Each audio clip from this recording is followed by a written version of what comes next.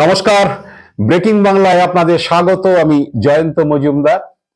আরজি করে মহিলা চিকিৎসককে খুন ও ধর্ষণের ঘটনায় শনিবার দিন শিয়ালদা আদালত প্রধান অভিযুক্ত সিভিক ভলেন্টিয়ার সঞ্জয় রায়কে দোষী সাব্যস্ত করেছে বা দোষী ঘোষণা করেছে। এদিন শিয়ালদা আদালতের অতিরিক্ত জেলা জজ অনির্বাণ দাস সঞ্জয় রায়কে তাকে শোনান রায়টা, এবং তাকে বলা হয়েছে যে সিবিআই তার বিরুদ্ধে যে প্রমাণ ও সাক্ষ্য আদালতে পেশ করেছিল তার থেকে তিনি দোষী প্রমাণিত এবং তার জন্য তার সর্বোচ্চ সাজা কারাদণ্ড মৃত্যুদণ্ড পর্যন্ত হতে পারে। তো এই একই সঙ্গে তিনি বলেছেন যে সঞ্জয় রায়কে ধর্ষণের কারণে মৃত্যু এবং খুন এই তিনটি ধারাতে সঞ্জয়কে দোষী সাব্যস্ত করা হয়েছে। সোমবার দিন বেলা 12:30টার সময় তিনি সাজার পরিমাণ, মানে তাকে ফাঁসি দেওয়া হবে না যাবজ্জীবন কারাদণ্ড দেওয়া হবে, যে সাজাই দেওয়া হোক সেটা তাকে শোনানো হবে। যাই হোক, এটা তো সঞ্জয়কে দোষী সাব্যস্ত করা এবং সঞ্জয়কেই প্রধান অভিযুক্ত হিসাবে সিবিআই চার্জশিট পেশ করেছিল যে সঞ্জয় হচ্ছে খুন ও ধর্ষণ করেছে, এবং তার সপক্ষে সিবিআই চার্জশিটে 11টি কারণ উল্লেখ করেছিল। তারপর সেই নিয়ে সাক্ষ্যদান হয়েছে এবং প্রমাণ, বিশেষ করে বায়োলজিক্যাল এভিডেন্স, ইলেকট্রনিক এভিডেন্স এবং হিউম্যান এভিডেন্স, এগুলোকে কোর্টের সামনে রাখতে হয়েছে। সেক্ষেত্রে সেশন জাজ বা অ্যাডিশনাল ডিস্ট্রিক্ট জাজ অনির্বাণ দাস তিনি সন্তুষ্ট হয়ে সঞ্জয়কে দোষী সাব্যস্ত করেছেন এবং তাকে সোমবার দিন সাজা ঘোষণা করা হবে। তো এটা তো হয়ে গেল এই পোর্শনটা, যেটা হওয়ার ছিলই। আমি আগে বারেবারেই বলেছি। তো আরো যারা জড়িত আছে, মানে আমি যারা বলছি মানে বিভিন্ন মহল থেকে যারা এই প্রশ্ন একদম গোড়া থেকে করে আসছেন বা আজও করেছেন, তার মধ্যে অনেকেই আছেন। তো আমি আর আজকে নতুন করে তাদেরকে সব বিস্তারিত নাম বলতে চাইছি না। যে আরো যারা জড়িত আছেন, আরো যারা তত্ত্বে যারা এই বিচারটাকে গুলিয়ে দেওয়ার জন্য চেষ্টা করেছেন, বা যখন বিচার শুরু হয়ে গিয়েছে তখনও যারা বলছে যে আজও অভয়া বিচার পায়নি, এই বলে যারা রাস্তায় ছিলেন, তাদেরকে একটু বলি যে এইটা কেন একজন সেশন জাজ সন্তুষ্ট হলেন, এবং তার কিছুটা তো কারণ থাকবে। আর প্রথমে আপনাদের বলি যে যখন এই অভয়া বা নির্যাতিতার পোস্টমর্টেম হয়েছিল 9 আগস্ট, পোস্টমর্টেমের পরে কখন কলকাতা পুলিশের হাতে তদন্ত ছিল, কলকাতা পুলিশের তদন্তকারী আধিকারিকদের সর্বোচ্চ পদে যারা রয়েছেন তারা পোস্টমর্টেমে 3 জন চিকিৎসককে একটা জিনিস জিজ্ঞেস করেছিলেন যে এই ঘটনাটা কারোর একার পক্ষে ঘটানো সম্ভব কিনা। সেখানে যে ফরেন্সিক মেডিসিনের যে 3 জন চিকিৎসক ময়নাতদন্ত করেছিলেন তারা বলেছিলেন যে হ্যাঁ, এটা সম্ভব, এটা উড়িয়ে দেওয়া যায় না, একজনের পক্ষে সম্ভব, মানে যে ইনজুরি এসছে বা যা যা ঘটেছে। তো তারপরে সিবিআই সেই ময়নাতদন্তের রিপোর্ট এবং তার ভিডিওগ্রাফি সেটা দিল্লিতে হচ্ছে MIMB মানে মাল্টি ইনস্টিটিউশনাল মেডিকেল বোর্ড, দিল্লির এইমসের যে ফরেন্সিক মেডিসিনের হেড, তার নেতৃত্বে যে বোর্ডটা তৈরি হয়েছিল মেডিকেল বোর্ড, সেই মেডিকেল বোর্ডের সামনে সেটা যাচাই করার জন্য দেয়। তাদেরও সিবিআই জিজ্ঞেস করেছিল যে এটা কি একজনের পক্ষে ঘটানো সম্ভব। তারা ইনজুরি রিপোর্ট এবং বাকিটা অংশটা দেখে বলেছেন যে হ্যাঁ, এটা একজনের পক্ষে ঘটানো সম্ভব, এটা উড়িয়ে দেওয়া যায় না, মানে তারা ডিসকার্ড করেনি। তো এইটা গেল। এবং সেকেন্ড যেটা বলছি যে বায়োলজিক্যাল এভিডেন্স চার্জশিটে যেটা সিবিআই উল্লেখ করেছিল যে নির্যাতিতার শরীরে যে যে অংশ থেকে যা যা বায়োলজিক্যাল এভিডেন্স পাওয়া গেছে, সেটা তার শরীরের বিভিন্ন অংশে কিছু বাইট করা হয়েছিল, যেখান থেকে লালা সংগ্রহ করা হয়েছিল, যেটা সঞ্জয়ের সঙ্গে ম্যাচ করেছিল, সঞ্জয়ের লালার সঙ্গে ডিএনএ ম্যাচ করেছিল। নির্যাতিতার শরীরে যে সমস্ত লোমকূপ বা এইসব পাওয়া গিয়েছিল, বা তার পোশাক পরিচ্ছদে যেসব লোমকূপ পাওয়া গিয়েছিল, যে লোম, বা তিনি গায়ে যে কম্বলটা জড়িয়েছিলেন সেই সব লোমগুলোর সঙ্গে ডিএনএ ম্যাচ করানো হয়েছিল, সেটাও সঞ্জয়েরই একমাত্র ম্যাচ করেছিল। মানে লালা ম্যাচ করানো, কারণ অনেক লাভ বাইট ছিল শরীরে আরো বিভিন্ন জায়গায় সঞ্জয়ের কিছু কিছু বাইট ছিল, সেই বাইটগুলোর সঙ্গে সেই লালা ম্যাচ করানো, তার হচ্ছে নির্যাতিতার পোশাক পরিচ্ছদে যেসব লোমকূপ পাওয়া গেছিল সেইগুলো, এবং নির্যাতিতা যে সঞ্জয়কে রেজিস্ট করেছিল তার নখের মধ্যে যে টিস্যুগুলো এসেছিল সঞ্জয়ের শরীরের টিস্যুর সঙ্গে, কারণ সঞ্জয়ের শরীরেও আঁচড়ের দাগ ছিল, কাঁচা আঁচড়ের দাগ, যেটা মেডিকেল করানোর সময় 24 থেকে 48 ঘন্টার মধ্যে হয়েছিল, মানে ঘটনার সময়টাকে সেটা কভার করছে। সেই টিস্যুরও কিন্তু ম্যাচ করেছিল একমাত্র সঞ্জয়ের সঙ্গে। এটা গেল বায়োলজিক্যাল এভিডেন্স এবং হচ্ছে PM ওপিনিয়নের চিকিৎসকদের মত যে ইনজুরি সেটা একজনের পক্ষে ঘটানো সম্ভব, এবং বায়োলজিক্যাল এভিডেন্স শুধুমাত্র সঞ্জয়ের এসছে। এবং থার্ড বলছি যেটা ইলেকট্রনিক এভিডেন্স, যেটা হচ্ছে যে সিসিটিভি যে ফুটেজগুলো পাওয়া গিয়েছিল তাতে সঞ্জয় এবং যে নির্যাতিতা বা ওই মহিলা চিকিৎসক তাদের ছবি এসেছিল, যে সময়কালটা পোস্টমর্টেম রিপোর্টে খুনের সময় বলে উল্লেখ করা হয়েছিল, সেই সময়ের মধ্যে। তো এখানে আরো কারা যারা তথ্যে যারা বিশ্বাসী, আরো কারাদের কিন্তু ওই ইলেকট্রনিক এভিডেন্সে বা বায়োলজিক্যাল এভিডেন্সে কোনো প্রমাণ মেলেনি। মিললে সিবিআই ছাড়তো না, একেবারে 48 ঘন্টার মধ্যে তাদের তুলে নিয়ে আসতো। তো সেখানে সেই বিল্ডিং এর এমার্জেন্সি বিল্ডিং এর যতগুলো ক্যামেরা আছে সমস্ত ক্যামেরার ছবি, সিসিটিভি ফুটেজ সিবিআই খতিয়ে দেখেছে সেন্ট্রাল ফরেন্সিক ল্যাবরেটরিতে পাঠিয়ে। সেখানে কিন্তু হচ্ছে আরো কারাদের হচ্ছে ছবি কিন্তু পাওয়া যায়নি। বায়োলজিক্যাল এভিডেন্স যা যা কালেক্ট হয়েছিল, যা যা এসছে, কোনো জায়গায় আরো কারাদের হচ্ছে অস্তিত্ব পাওয়া যায়নি। কারণ সিসিটিভি ফুটেজে যদি আরো কারারা ওই সেমিনার রুমে ঢুকতো তাহলে তাদের ছবি নিশ্চিতভাবেই আসতো, কারণ ওগুলো ট্যাম্পারিং এর ব্যাপার নেই, কারণ এগুলো সেন্ট্রাল ফরেন্সিক সেই ক্যামেরা ছবি সমস্ত কিছু পরীক্ষা করেছে। সঞ্জয়ের ফুটেজ যেটাতে পাওয়া গেছে সেটাতেও তারা পরীক্ষা করেছে। নিশ্চিত হওয়ার পরে তারা রিপোর্টটা দিয়েছে যে এটা অ্যাকচুয়াল সিসিটিভি, এখানে কোনো ট্যাম্পারিং নেই। এবং অন্যান্য সিসিটিভি ফুটেজগুলো চেক করানো হয়েছিল, সেগুলোতেও কিন্তু সঞ্জয়ের ছাড়া মানে অন্য যারা আরো কারাদের, যারা তত্ত্বে যারা বিশ্বাসী, আরো কারাদের ছবি কিন্তু পাওয়া যায়নি। তো এই গেল এইসব হচ্ছে evidence, electronic evidence, biological evidence, human evidence, এগুলো থেকে কিন্তু আরো কারাদের অস্তিত্ব পাওয়া যাচ্ছে না। থাকলে সিবিআই ছাড়তো না, আমি নিশ্চিতভাবেই বলছি। সিবিআই তুলে নিত এবং তাদেরকে জেল টেল করিয়ে দিয়ে চার্জশিটও করতো। এখন তাহলে কি যদি সঞ্জয় একা করেছে এটা সেশন জাজ সাক্ষ্য প্রমাণের ভিত্তিতে বিশ্বাস করেন বা উপলব্ধি করেন এবং তার ধরে দোষী করেন, তাহলে আরো কারারা কি ওখানে দর্শক হয়ে গেছিল? মানে সঞ্জয়েরা হচ্ছে ধর্ষণ করবে, তারপরে খুন করবে, আর তারা দর্শক হিসাবে থাকবে? আমি জানি না, কিন্তু ছবি তো আসেনি, সিসিটিভিতে ছবি আসেনি, বায়োলজিক্যাল এভিডেন্সও নেই, তাহলে আরো কারারা কোথা থেকে আসছে আমি জানি না। তাহলে কি সত্যি তদন্ত গুলিয়ে দেওয়ার জন্য আরো কারা তথ্য ছাড়া হচ্ছে?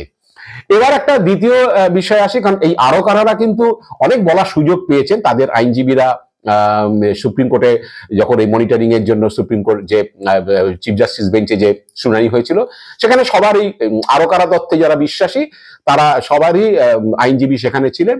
সেখানে তারা কেন মেনশন করছেন না বা করেননি? তাদের কি অসুবিধা? এত প্রশ্ন, এত কনফিউশন, এর উত্তর কে দেবে? তো উত্তরের জন্য সুপ্রিম কোর্টকে বলতেই পারে, সেখানে সিবিআই জবাব দেবে যে আরো কারাদের কেন সিবিআই পায়নি। যাই হোক, এটা তো গেল একটা পার্ট। সেকেন্ড পার্টটায় আসি, যে শুভেন্দু অধিকারী একটা সত্যি কথা বলে ফেলেছেন এবং সিবিআই চক্রান্তের কথা তিনি বলে ফেলেছেন। আমি জানি না, মানুষ অনেক সময় সত্যি কথা বলে ফেলে, অনেক সময় অনেক কিছু গোলতাল করতে গিয়ে হয়তো সত্যি বেরিয়ে যায়। তো সিবিআই চক্রান্তেরটাকে ফাঁস করে দিলেন শুভেন্দু অধিকারী শুক্রবারে তার একটি বক্তব্য। বিস্ফোরক বক্তব্যই বলা চলে, কারণ তিনি যেভাবে বলেছেন এত অবলীলায়, এবং তিনি নিশ্চিতভাবে দায়িত্বশীল মানুষ, বিরোধী দলের নেতা। তো সিবিআই চক্রান্তটা কি? সিবিআই চক্রান্তর বিষয়ে শুভেন্দু শুক্রবার একটি প্রেস কনফারেন্স করেছিলেন বিভিন্ন বিষয় নিয়ে। সেখানে তিনি বলছেন যে অভিজিৎ মন্ডল এবং সন্দীপ ঘোষকে সিবিআই বেলেবেল সেকশনে অ্যারেস্ট করেছিল। প্রথম শুভেন্দু যেটা বলছেন যে অভিজিৎ মন্ডল এবং সন্দীপ ঘোষকে সিবিআই চার্জশিট দিতেই পারত, যদিও তাদের বিরুদ্ধে অভিযোগ যেটা সেটা বেলেবেল সেকশনে, এবং বেলেবেল সেকশনে চার্জশিটই তাদের দেওয়া উচিত ছিল, কেন সিবিআই দেয়নি সেই নিয়ে তাদের সঙ্গে একটা ওপিনিয়ন, একটা ডিফারেন্স রয়েছে। এবং একই সঙ্গে বলেছেন যে সন্দীপ ঘোষ এবং অভিজিৎ মন্ডলকে সিবিআই বেলেবেল সেকশনে অ্যারেস্ট করেছিল। তো বেলেবেল সেকশন তাদের মেনলি ল্যাকিউনা ছিল, কর্তব্যে গাফিলতি, অবহেলা, দায়িত্ব অবহেলা, এইসব তাদের বিরুদ্ধে অভিযোগ। তথাপি কেন যে তাদের বিরুদ্ধে সিবিআই চার্জশিট করেনি, বেলেবেল সেকশন হলো চার্জশিট করলে। এবং তিনি বলেছেন যে আগে ভারতীয় দণ্ডবিধি ছিল, এখন বিএনএস হয়েছে, সেই সেকশনে করতে পারতো, কেন করেনি আমি জানি না। সেটা নিয়ে তার একটা সিবিআইয়ের সঙ্গে একটা তার অমত রয়েছে, বা তারা মেনে নিতে পারেননি এটা। কিন্তু সন্দীপ ঘোষ আর যে অভিজিৎ মন্ডলকে বেলেবেল সেকশনে অ্যারেস্ট করেছে, এইটা শুভেন্দুর মুখ থেকে বেরিয়ে গেছে। তা শুক্রবার শুভেন্দু এক্স্যাক্টলি কি বলেছিলেন আমরা আপনাদের একটু শুনিয়ে দেব। বেলেবেল সেকশনে চার্জশিট দেওয়া যেত, কারণ যে সেকশনে অভিজিৎ মন্ডল এবং সন্দীপ ঘোষ অ্যারেস্ট হয়েছিল ওটা বেলেবেল সেকশন। ওটা ওদের পাটে যে ল্যাকুনা ছিল তার উপরে দেওয়া হয়েছিল দায়িত্বে অবহেলা, কর্তব্যে অবহেলা। সেটা বেলেবল সেকশন বিএনএস এর অন্তর্গত, যেটা আগে সিআরপিসি আইপিসি। কিন্তু সেক্ষেত্রে চার্জশিটটা দেওয়া যেতেই পারত, সেটা নিয়েও আমাদের পার্সোনাল ওপিনিয়ন ডিফারেন্স আছে, কিন্তু আমরা মনে করি যে চ্যাপ্টার ক্লোজ হয়ে যায়নি। তো শুভেন্দু এটা বলার পরে আমার যেটা মনে হয়েছে শুভেন্দু সিবিআই চক্রান্তের কথাটাই ফাঁস করেছেন, কারণ বেলেবেল সেকশনে অ্যারেস্ট করলে তার বেল পাওয়ার অধিকার আছে। এটা প্রথম দিন থেকেই সন্দীপ ঘোষ এবং অভিজিৎ মন্ডলের আইনজীবীরা শিয়ালদা নিম্ন আদালতে তারা বলে আসছিলেন যে আমার মক্কেলের বিরুদ্ধে যেটা অভিযোগ আনা হচ্ছে সেগুলো কিন্তু বেলেবেল সেকশন। কিন্তু সিবিআই হচ্ছে ইচ্ছে করে তাদেরকে মার্ডার এবং রেপ মার্ডার কেসের যেটা মূল মামলা সঞ্জয় রায়ের বিরুদ্ধে যেটা ছিল সেই মামলাতে তাকে গ্রেপ্তার করে রেখেছে এবং তার জামিনে তারা বাধা সৃষ্টি করছে। এবং প্রথম দিন বিচারক কিন্তু শিয়ালদা নিম্ন আদালতের বিচারক কিন্তু বলেছে যে আপনারা যে অভিযোগগুলো আনছেন এই টালা থানার প্রাক্তন ওসি অভিজিৎ মন্ডল এবং প্রাক্তন প্রিন্সিপাল সন্দীপ ঘোষের বিরুদ্ধে, এগুলো কিন্তু বেলেবেল সেকশন, আপনারা কিন্তু এটা বিচার করে দেখুন। কিন্তু সিবিআই কোনোদিনই এই দুই অভিযুক্তের আইনজীবীরা বারবার বলা সত্ত্বেও সিবিআই কোনোদিনই কিন্তু তাদের বিরুদ্ধে কি ধারায় কাকে গ্রেপ্তার করা হয়েছে সেই ধারা তারা দেয়নি, কারণ দিলেই জানতে যে হচ্ছে তারা বেল পেয়ে যাবে। তাহলে সিবিআই কি সন্দীপ ঘোষ এবং অভিজিৎ মন্ডলকে কোনো ধর্ষণের মামলা যেটা মূল মামলা সেই মামলায় 90 দিন জেল খাটানোর জন্য, মানে ইচ্ছাকৃতভাবে জেল খাটানোর জন্যই কি এই কাণ্ডটি করেছে? শুভেন্দুর কথা তো সেটাই ফাঁস হয়ে গেল। আর বেলেবেল সেকশন দিলে, প্রমাণ লোপাটের সেকশন দিলে, বেলেবেল সেকশন দিলে তারা বেল পেয়ে যাবে। তাই কি রেপ কাম মার্ডারের কেসে যে মূল মামলা সেখানে তাদেরকে অ্যারেস্ট করে বারে বারে তাদেরকে প্রোডাকশন করেছে এবং জামিনের বিরোধিতা করেছে যাতে 90 দিন তাদের জেল খাটিয়ে দেওয়া যায়? এটাই কি সিবিআইয়ের মূল লক্ষ্য ছিল? আর এখন সেই 90 দিনের মধ্যে চার্জশিট না দেওয়াতে তারা জামিন পেয়ে গিয়েছেন। এখন মুশকিল হলো যে প্রমাণ লোপাটের নামে তো গ্রেপ্তার করলাম, কিন্তু প্রমাণ লোপাট কিসের জন্য? তাহলে কাউকে বাঁচানোর জন্য, নিশ্চিতভাবে কাউকে বাঁচানোর জন্য প্রমাণ লোপাট করবো, আমার কি স্বার্থ আছে? তাহলে কাউকে বাঁচানোর জন্য সেখানেও তো ওরা কারাদের সন্ধান সিবিআই পেল না। তাহলে সন্দীপ ঘোষ আর অভিজিৎ মন্ডলের বিরুদ্ধে অভিযোগটা কি করে আমি দাঁড় করাবো? যারা প্রমাণ লোপাট করেছে কোন অভিযুক্তকে বাঁচানোর জন্য, মানে আরো কারা যারা যুক্ত আছে এই খুন ধর্ষণের ঘটনায়, তো সেটা আমি পাচ্ছি না। এদিকে বিচারক হচ্ছে মূল অভিযুক্তকে খুন ধর্ষণের মামলায় দোষী সাব্যস্ত করে দিয়েছে। তার আর কি আছে? আর আছে যে প্রমাণ লোপাট করেছেন সন্দীপ ঘোষ, যে তিনি খুনকে আত্মহত্যা বলে চালানোর চেষ্টা করেছেন। আচ্ছা, খুনকে আত্মহত্যা বলে চালানোর চেষ্টা করলে প্রিন্সিপাল সেটা খুনটা আত্মহত্যা হয়ে যাবে পোস্টমর্টেম টেবিলে?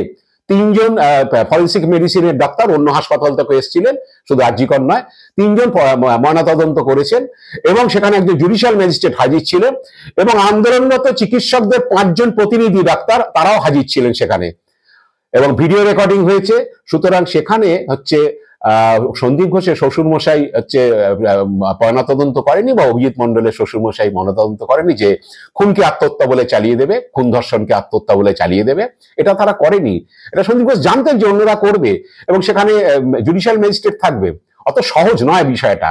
তাহলে ওরা কারাদের সন্ধান পাওয়া যাচ্ছে না, ওরা কারা হলো না। এবার হচ্ছে সন্দীপ ঘোষ অভিজিৎ মন্ডলরা আত্মহত্যা বলে চালানোর চেষ্টা না, খুন ধর্ষণের ফাইন্ডিংস বেরিয়েছে। তাহলে সন্দীপ ঘোষ অভিজিৎ মন্ডলের বিরুদ্ধে আমি কি প্রমাণ আনবো আর কি বা চার্জশিট দেবো? ছাইপাস দেবো চার্জশিটে? চার্জশিট দিতে পারেনি।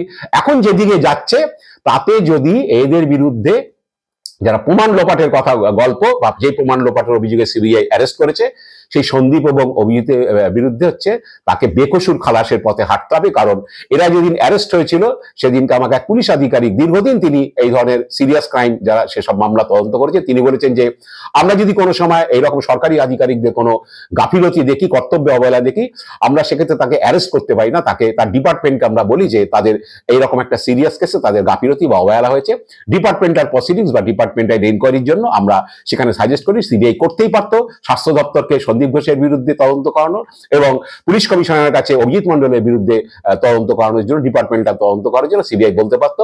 এবং সিবিআই ডেলিভারিটি তাদের অ্যারেস্ট করেছে, জানে যে তারা খুন ধর্ষণের ঘটনায় জড়িত নয় এবং প্রমাণ লোপাটও তাদের কাছে কোনো প্রমাণ ছিল না, তাদের চার্জশিটটা করতে পারতো, শুধুমাত্র জেল খাটাবো বলে 90 দিন করিয়েছে। আজকে শুভেন্দু অধিকারী সেই ঝুলির বেড়াল বার করে দিয়েছেন। তিনি বলেছেন যে বেলেবেল সেকশনে তাদের অ্যারেস্ট করা হয়েছিল, তা বেলেবেল সেকশনে যদি অ্যারেস্ট করা হয় তাহলে বাবা রোজ জামিনে বাধা দিতে কেন?